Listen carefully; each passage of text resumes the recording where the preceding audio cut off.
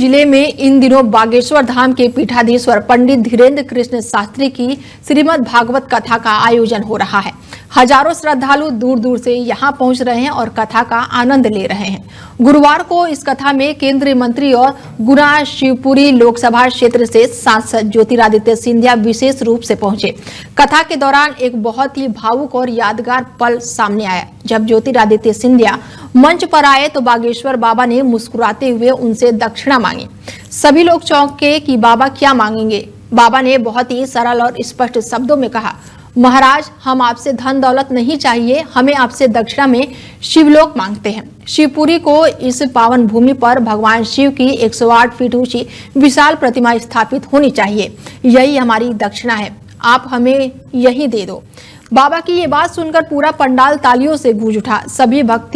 सभी जो भक्त थे वो भाव विभोर हो गए। ज्योतिरादित्य सिंधिया ने श्रद्धा से सिर झुकाया और बिना एक क्षण गवाए सहमति जता दी। उन्होंने कहा कि ये काम आवश्यक होगा।